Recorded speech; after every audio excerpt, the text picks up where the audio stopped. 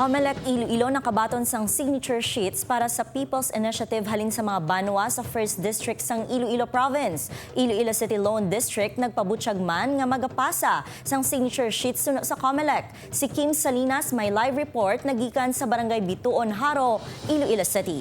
Kim?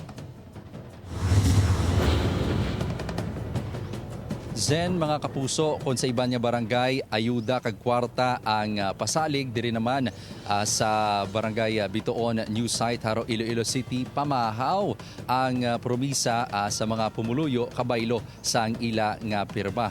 Suno sa mga pumuluyo diri, ang sang ginpadulungan sila sang nagligad nga simana, kompleto ang ila pangalan sang katapos ang ila pamilya sa pormas nga ginpalibot nga papel apang wala sila nagpirma bangod wala man kuno sila ginpathagan. Kapin 54,000 ka mga pirma ang nabaton sang COMELEC Iloilo gikan sa mga kabanwahanan sa 1st Distrito para sa People's Initiative sa tuyo nga maamyandahan ang konstitusyon. Nagpasa ang San Joaquin sa masobra 10,000 ka mga pirma, samtang ang Oton, Miag-aw kag Tigbawan ang may masobra 9,000. Nagpasa man ang Banwa sang Gimbal, Igbaras kag Tubungan. May dugang man nga 37 ka pirma halin sa 3rd Distrito gikan sa Banwa sang Cabatuan. Suno sa election supervisor sang probinsya sang Iloilo, matapos maisip ang pirma sa signature sheets, ginahatagan nila sang certificate ang mga munisipalidad. Ang certificate nga ini nga gina-issue sang aton nga mga election officers sa kada banwa, no, i-gather ini sang aton nga mga proponent for People's Initiative kag i-attach nila ini sa ila nga petition for charter change, no, kag isumiter ini, i-file nila ini of course sa Commission on Elections and Bank. Sa subong suno kay Laison, wala pa sila sa estado sa paghibalo kung balido ang ginpasa nga mga pirma.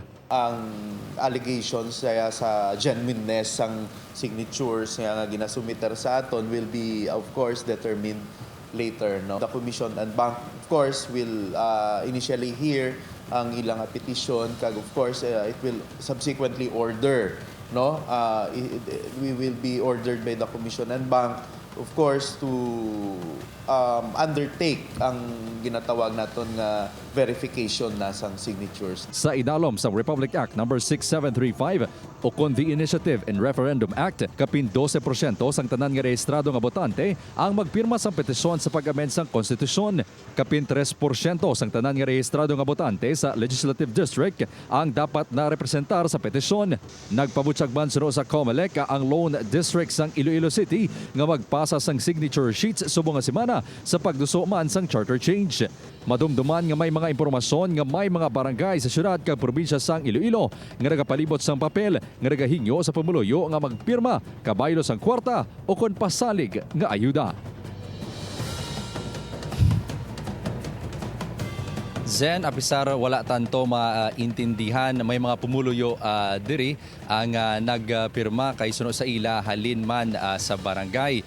Suno naman sa COMELEC Iloilo ang wala pa sang may nagpabutyag sa iban, no, nga mga distrito diri sa probinsya sa Iloilo nga magapasa man sang ila nga signature sheets. Zen?